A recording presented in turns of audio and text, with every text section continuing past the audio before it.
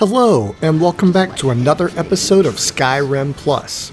Today, we are featuring one of my favorite home mods ever, Sjel Blad Castle. This isn't your grandmother's player home. This is the MTV Cribs of home mods. The vast amount of features and well-designed, unique rooms and customization options make this a can't-miss mod. The best part is it's available for PC, Xbox, and PlayStation, so it's something that almost all Skyrim players can enjoy. This one will be a long one, so grab a cup of coffee and a blanket and get comfortable. Ladies and gentlemen, without further ado, this is Sjel Blad Castle. Let's check out the map. Here we are at Sjel Blad Castle. We are due south of the throat of the world and east of Helgen along the road. After installation, you can immediately fast travel to it, but honestly, I'd travel to it on foot so you can appreciate the true size and scope of this amazing castle. When you reach the front gate, you will notice a large dragon skeleton on top. The gate has a lever to the right side that opens it. After pulling the lever, cross the bridge and head towards the front door of the castle, as well as the entrance to the stables.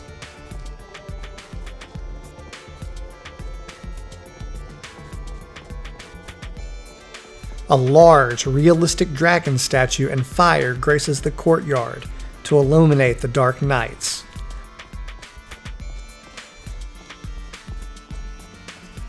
Let's enter the castle and see what awaits. As we enter the castle, you'll notice the void storage container to the right. You can store whatever you want to here and have access to it from whichever room in the castle you're in. If you click on the globe on the bottom, it will sort it for you in the home's containers. Also, a merchant in the sanctuary area of the house sells a void storage spell, so you can access your storage wherever you are. That door to the right leads to the stables. We'll go there later. And that lever closes the front gate. Now we need to go up these stairs, take a right, and go up the next stairs to get to the entrance of the main hall. This is the former steward of the castle. He can give you written dialogue information about any of these topics. Yes. Until next time. These orbs are the home's fast travel system. Each represents a different area of the castle. Across the pool, you'll see more orbs. Those represent different rooms in the castle. Yes. Check out this pool, and look where the water is coming from. The Talos statue enjoys spending time in here. Word on the street says he's been here for a while. Now let's head into the throne room of the main hall. Look at how grand your new home is. I'm sure that dragon throne has caught your eye. Or maybe you like the banners or drapery. Well, they're all customizable and can be changed to one of several choices. I'll show you how soon. And check out this dragon statue with another dragon spewing water towards it. Pretty awesome design in my opinion. But really, it's hard to beat that dragon throne. I'm going to show you what is behind the throne room quickly before I show you the room to customize the castle to your liking. As we go around this banner display, we see what looks like a meeting hall, maybe where you'd have a really important meeting or something. And this room is hard to describe. It looks like there's just a gigantic pole in the middle of it. I'm not sure what the mod author's intentions were with that space, but there were a few projects in this particular castle that went unfinished. This is the steward of the castle, and she can sell you things like building 2 different rooms for 1,000 septims apiece, or hiring different servants throughout the castle for 350 septims apiece. You'll just want to check those options out once you download the mod. Now we're heading over to the dragon statue and looking for a pull chain that will allow us to activate the customization room. When it turns blue, we can jump in the water to travel to the room. Need something? Timber!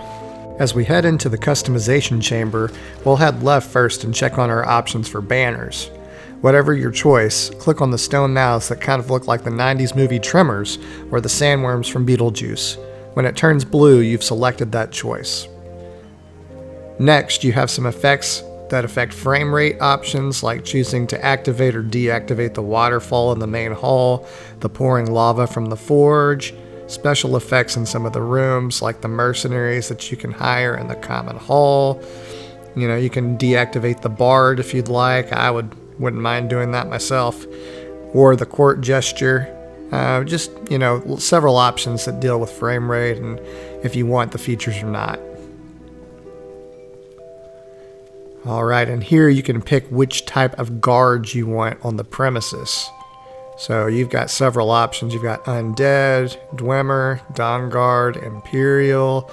You even have like male or female mages, male or female knights, male or female marksmen. Over here you can choose whether or not you want a dragon to guard your vault, or if you want guards on the premises at all. And of course you've got vampire and elemental options as well. Like, you know, like flame atronarchs and stuff like that. Okay, over here you have a bunch of options to activate or deactivate doorways and ceilings. Personally, I kind of like it just being open. You don't have to worry about closing and shutting doors. Over here you've got like auto gate open if you want a big bed in your bedroom, or a coffin, you know, if you have a vampire playthrough. And then you have the different types of thrones that you can replace. We had that dragon bone one, but you have a lot of options. And then this is for your drapery around the building. So if you don't like that purple drapery, you can change it to any of these colors. I have a couple of different settings for each room, so, you know, as we tour, you can kind of see what you like. Alright, we're going to head back to the main hall. Now that we are back in the main hall, we are going to head to the orbs, which are the home's fast traveling system. We will travel from room to room with these, but after I finish a room, I am not going to record myself running back to the orbs, so we can save some time. Just know that I ran back. Alright, our first stop is going to be the common hall.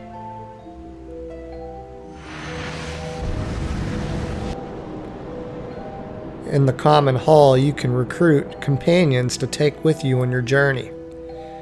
If you notice, after their name, they have a title like Mage, Knight, Necromancer, Battle Mage, etc.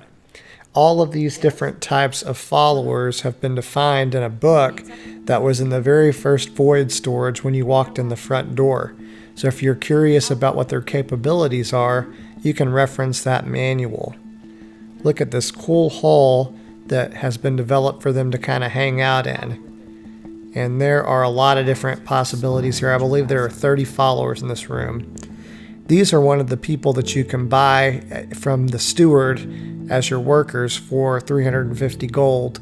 So this guy can go out on a 1 to 4 game day voyage to fish for you or survey places where you can fish. And then he would deposit the fish that he fished for you into a box that you can go and pick up from when he returns. Alright, we're still looking through all of these different followers that you can recruit.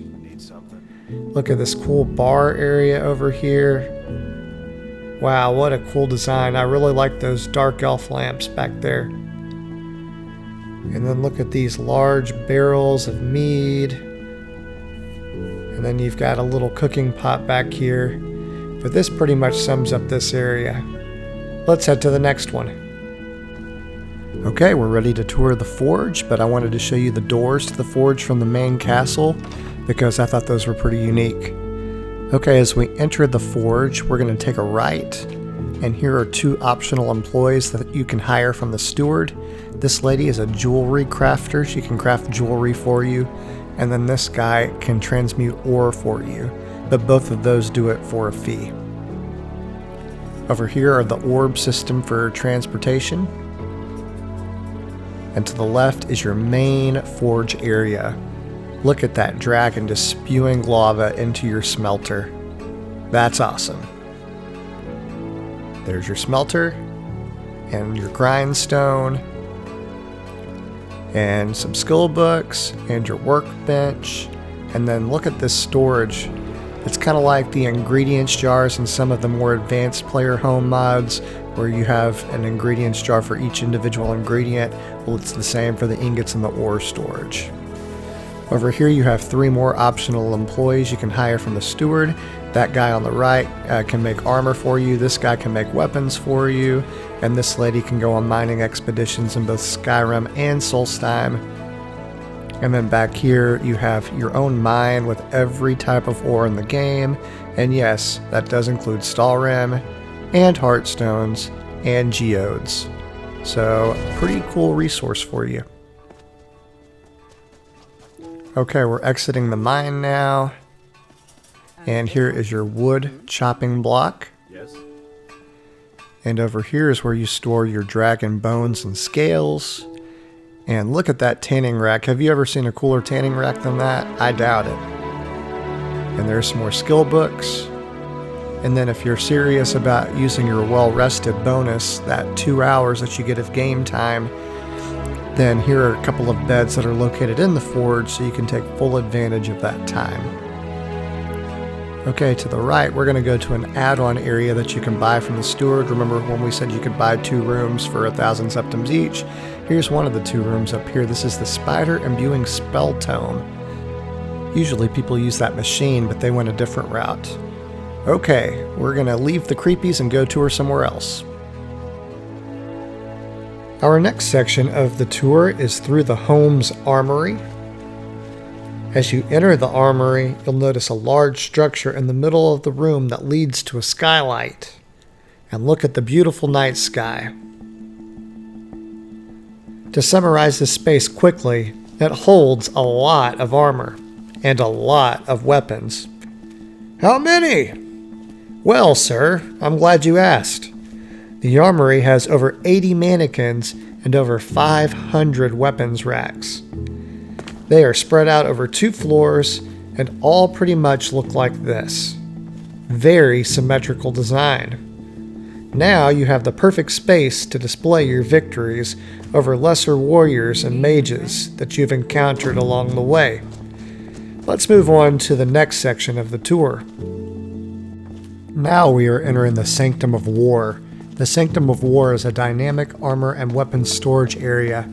It's like a smaller, more intimate armory. It's situated on the top of a lava pit and below a large skylight.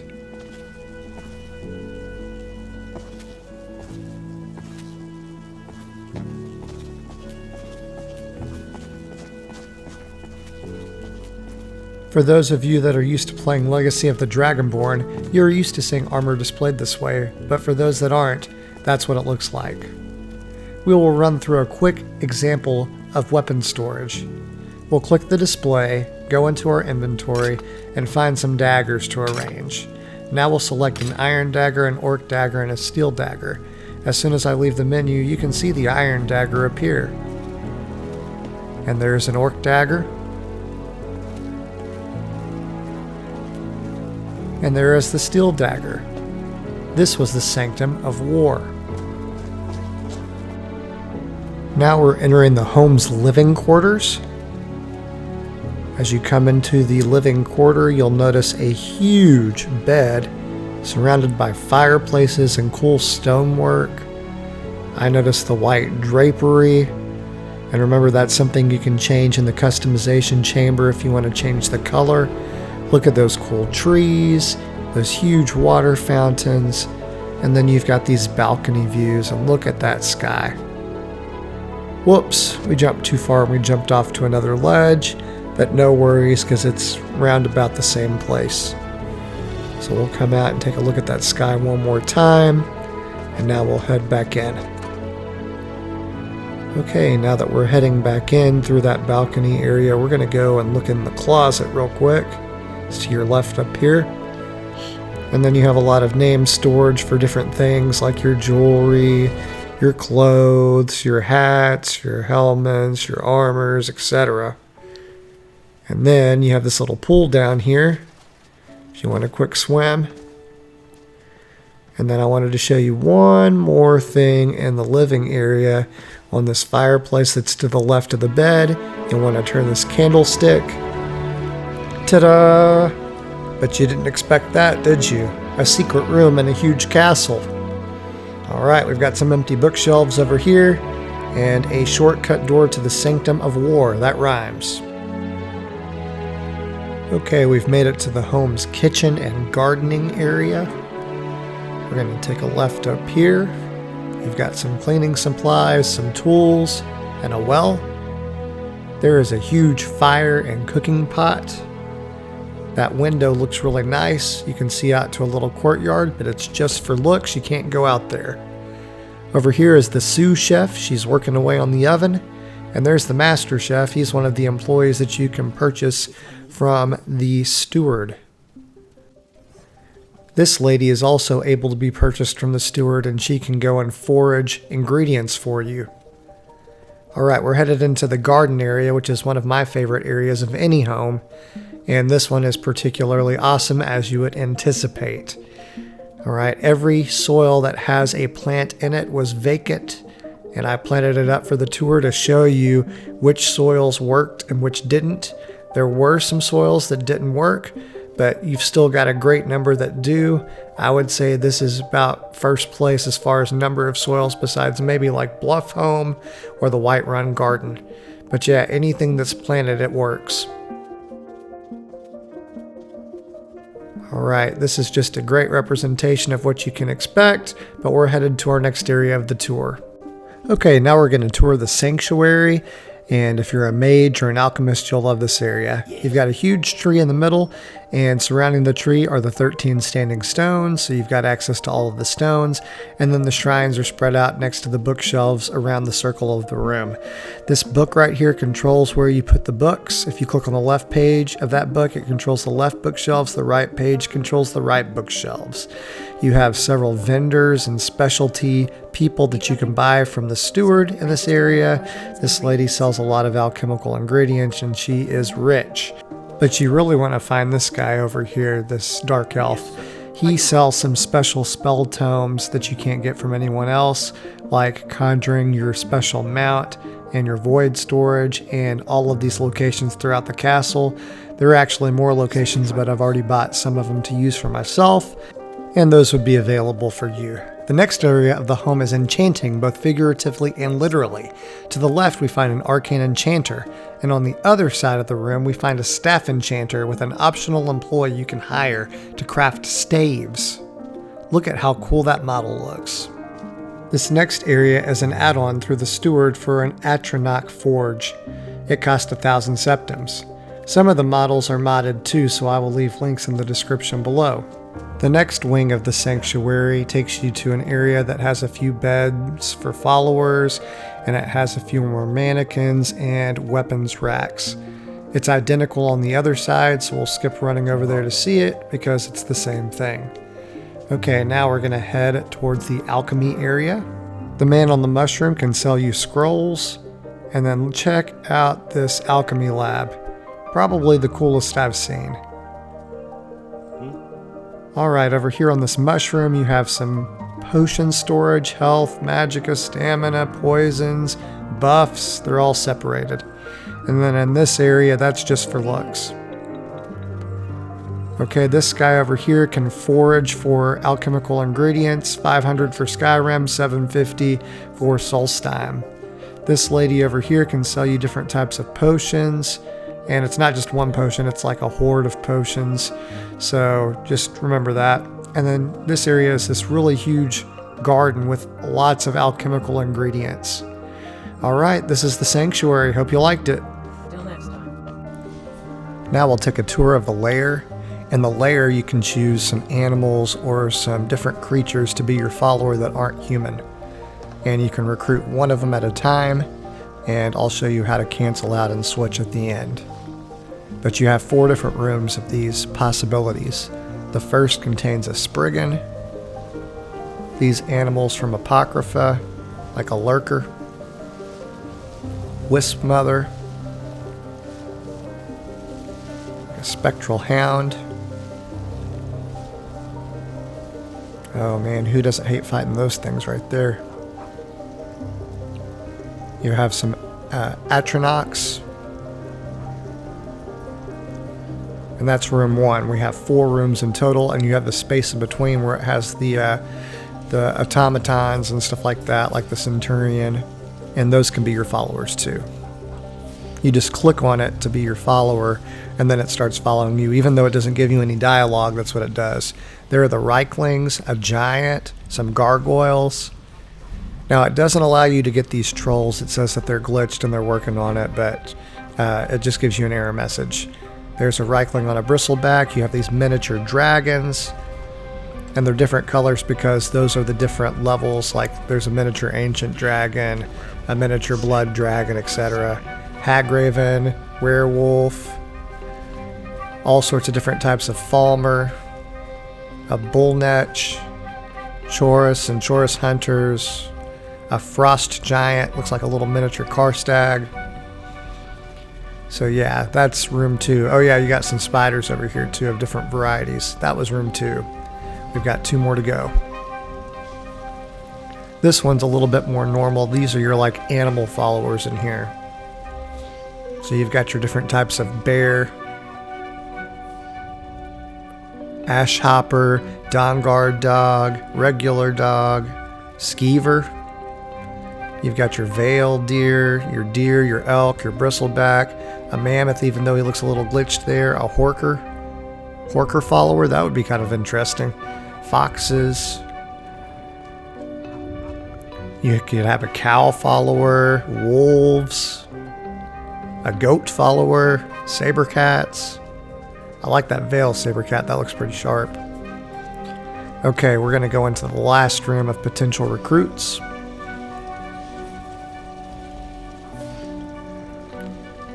And you can see those ash spawn.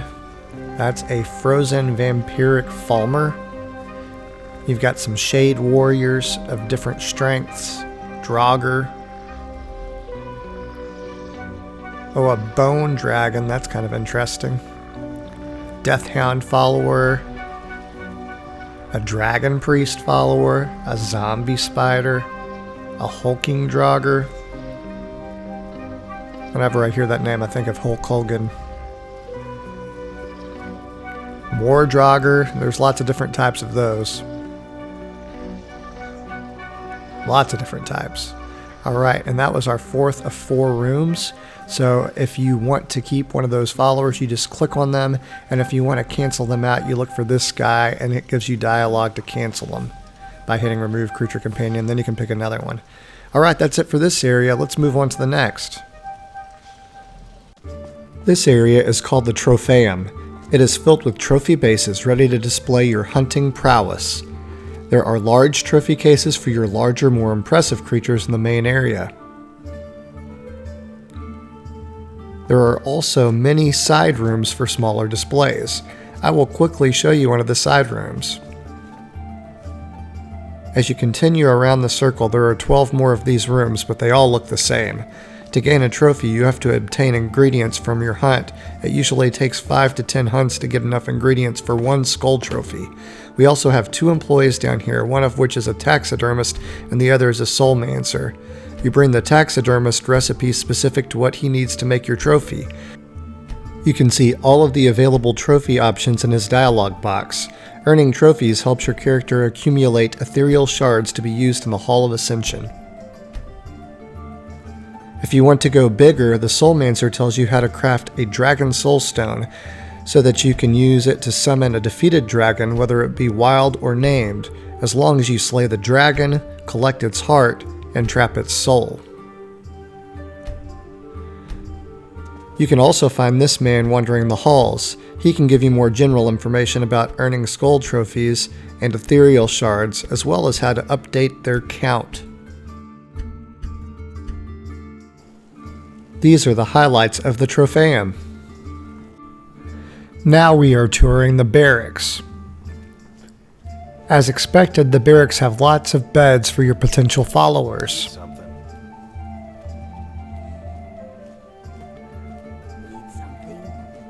Yes? They also have some nice design touches like this map and this bar/fireplace area for them to hang out.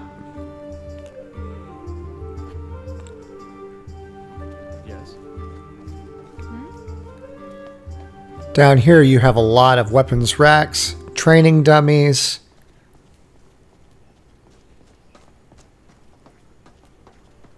This woman is a day walker. She can get you ingredients for blood potions or store live feed for vampires. This woman is a tailor and she can make you robes that are enchanted or normal clothes. Here are a lot of targets and dummies to practice with. Did I mention a lot? This next woman sells both normal ammunition and Dawnguard and Dragonborn ammunition. There's a wood chopping block. And this last person is a bowyer. They make bows for both Dawnguard and Dragonborn. If you look down, you can see a sneak preview of where we are going next, which is the sparring pit. The sparring pit's a lot like an arena mode. You talk to the pit master and you configure your match. You pick the type of opponent you want to face, the number of opponents you want to face at the same time, and if you want to use traps like a flame trap, etc. After you've configured your match, you talk to them one more time and you select that you want to start the fight. Once you start the fight, be ready. It is, after all, a fight to the death. Once you've defeated your opponent, you are transported back into the room with the pitmaster, and to your right, you can browse a chest with your opponent's loot. And you really want to get the sparring pit token because you can cash those in for rewards like potions, ethereal shards if you get 5 that you can use in the Hall of Ascension, or 1,000 gold coins. To earn more quickly, you can choose to fight more opponents, but if your opponents kill your other opponents, you don't get credit for it. I fought 5 here, and I ended up earning 3 fight tokens in that one fight. This was the sparring pit and barracks. Our next stop is the Hall of Ascension. This is an area where you can modify your skills and attributes. Through earning ethereal shards by sparring in the barracks and training area and completing trophies for the trophy room, you get ethereal shards that you can use to increase a skill of your choice. These 4 Adroths each have specific sets of skills they alter, and we are about to review the use of each. This is the Spirit of Transformation. It can help you change your race, gender, or appearance.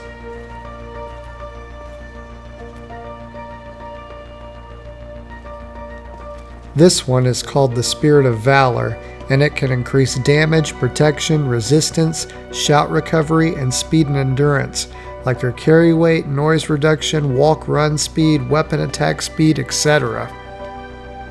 The next one to the right is the Spirit of Wisdom, and you can use him to level up any of the schools of magic, your light or heavy armor skills, blocking and one-handed and two-handed skills, or archery, and also lock-picking, pickpocket, sneak, and speechcraft. So that one's pretty useful. The last Adroth is the Spirit of Strength. It can increase your health, magicka, and stamina base damage, as well as your regeneration rate. And health also has a combat regeneration rate that can be manipulated. This was the Hall of Ascension. The next part of our tour takes place in the home's vault. And as you enter, you see a large dragon priest statue overlooking your dragon priest mask displays. And then you notice an ancient dragon guarding your vault. I chose this as my guardian in the customization chamber. Over here you have some displays for Daedric artifacts, except for these 3, and these are for your Elder Scrolls. This is a pit for your money, so you put your money in these chests and then it makes golden coins and golden items appear to make you look like you're Scrooge McDuck. The vault actually has 3 of those areas. This area is for your black books, and there's some more Daedric displays over there. And these are for your Kagramez Renaissance gems from the Dragonborn DLC, guarded by a Centurion. And over here, here's where you put your dragon claws to open up the doors. Here's another one of those money pits. You've got 3 in total. And then over here is where you store your paragons. Those are some pretty neat displays. But let's see what else this home has to offer. Now we're going to take a look at the stable area of the home, which is just to the right of the front entrance. Yes? As you can tell, it sells some untraditional types of mounts, like I'm riding an albino spider right now. Need something? But you do need to talk to the stable master, who's this orc guy right here, and he gives you the menu options to buy several different types of mounts. The only one that I found glitched that I bought was the zombie spider, but all of the other ones that I've tested seem to have worked. So if you want to have some unique mounts, this is the place to buy them for 500 septims. Each of them comes in their own little stable area within this huge stable. So I'm going to take you through just a little short walking tour of this so you can kind of get an idea of what you're getting yourself into. As you saw before we made that turn, we had a horse to the right, and that was the most traditional mount that you're going to buy. There's a bull netch. Here is a mud crab that you can travel on. Over to the left, you have a bear. Yeah, there he is. And then we're going to keep on heading down this way. Here is the zombie spider that was glitched. He looked really cool, but it just gave me the dialogue to talk. But all of the other ones seem to work. So, like there's a veil saber cat and a black saber cat, and those are pretty fast if you're looking for something different. There's a bristleback too. But those are just some examples. Hope you enjoyed the tour of the stables. Now our tour takes us to the Hallowed Grove. This is an unfinished area, but I figured I would show it to you anyway because we want to be thorough. So if you talk to this ghost lady, she doesn't have any dialogue. What they did was they attached like a catacombs area and then some other type of dungeon, but they never quite finished it. So I'll just show you where the doors were planned. Crypts coming soon. And there was one more door over here. I like these aspen trees though. And catacombs coming soon. So this was an unfinished area, but looks nice. All right, we're on to the next area. The last area I wanted to show with you before we close things out is an area that never got completed, but it looks really neat. This is a children's bedroom, and it has an aquarium with a boat built on top of it. You can actually access the boat too by going up these stairs, but before we go there, check out these awesome boat-themed beds for the kids. Can you imagine being a kid with that cool of a bed? Sweet. Alright, look over here. There's nothing to see in this tent or that room. It's empty, but you can jump into the aquarium. So if you need salmon for some reason or some slaughterfish eggs, you've got easy access. That's all I have for this area. This was the children's bedroom. This concludes our tour of Sjel Blad Castle. Comment below on your favorite room or feature of the castle. Don't forget to like the video. If you want to see more of my tours, click on the playlist on the top left. If you want to see future content, click on the channel icon on the bottom left to subscribe. If you don't want to miss when I release a new video, hit the bell icon for notifications for when I post. As always, thanks for watching. I'll catch you on the next episode.